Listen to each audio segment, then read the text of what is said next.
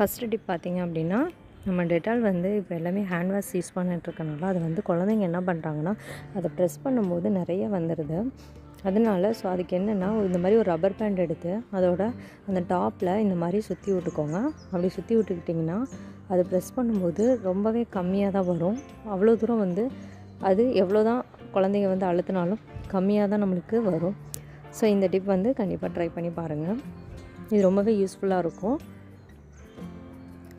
Next பார்க்க போகிறது பார்த்திங்கன்னா செகண்ட் டிப்பு. ஸோ இப்போ பார்த்திங்க அப்படின்னா, நம்ம ஹெட்செட் இதெல்லாம் வந்து பேக்கில் போடும்போது அதை அப்படியே வந்து போட்டுருவோம். அப்படி போடும்போது ரொம்பவே சிக்காயிரும், எடுக்கும்போது ரொம்பவே கஷ்டமாக இருக்கும். ஸோ அந்த மாதிரி சமயத்தில் நம்ம என்ன பண்ணலான்னா, இந்த மாதிரி டிப்ஸ் வந்து யூஸ் பண்ணிக்கலாம். இது பார்த்திங்க அப்படின்னா, இந்த ஷர்ட்டில் வந்து புதுசாக ஷர்ட் வாங்கினீங்கன்னா அதில் வந்து இது லாக் பண்ணி வரும். ஸோ அந்த லாக் வந்து இப்போ எடுத்து வச்சுருக்கேன். அது இந்த மாதிரி 2-3 விஷயங்களுக்கு வந்து நம்ம யூஸ் பண்ணிக்கலாம். இப்போ பார்த்திங்கன்னா, இந்த மாதிரி ஹெட்செட்டை வந்து நம்ம சுற்றி வச்சுட்டு இதை வந்து ஹோல்ட் பண்ணுற மாதிரி இப்படி வச்சுக்கலாம். ஸோ இதை ஹேண்ட்பேக்கில் போட்டிங்க அப்படின்னா நீங்கள் எடுக்கும்போது டக்குன்னு எடுத்துடலாம். அதே மாதிரி எந்த ஒரு பொருளையும் வந்து அது சுற்றி இருக்காது, ரொம்பவே ஈஸியாக இருக்கும். இப்போ அந்த பின்னை மட்டும் ரிமூவ் பண்ணிட்டீங்க அப்படின்னா ஈஸியாக யூஸ் பண்ணிக்கலாம்.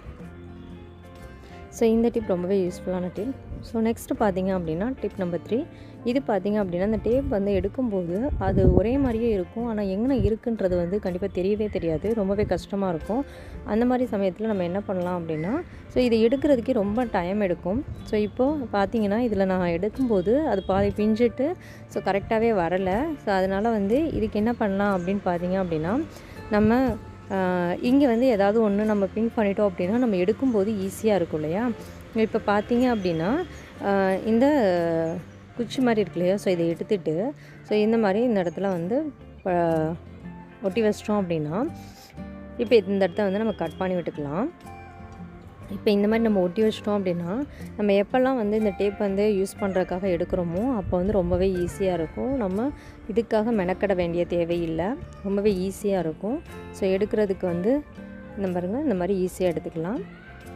அதே மாதிரி திரும்ப வைக்கிறப்பையும் ஸோ இந்த மாதிரி நம்ம எல்லாமே எடுத்து முடிச்சுட்டு ஸோ திரும்ப அந்த டாப்பில் இந்த மாதிரி லாஸ்ட்டாக வச்சு நம்ம க்ளோஸ் பண்ணி விட்டுட்டோம் அப்படின்னா நம்மளுக்கு ரொம்பவே யூஸ்ஃபுல்லாக இருக்கும். ஸோ இந்த டிப் ட்ரை பண்ணி பார்க்கலாம். ஸோ நெக்ஸ்ட்டு பார்த்திங்க அப்படின்னா டிப் நம்பர் 4.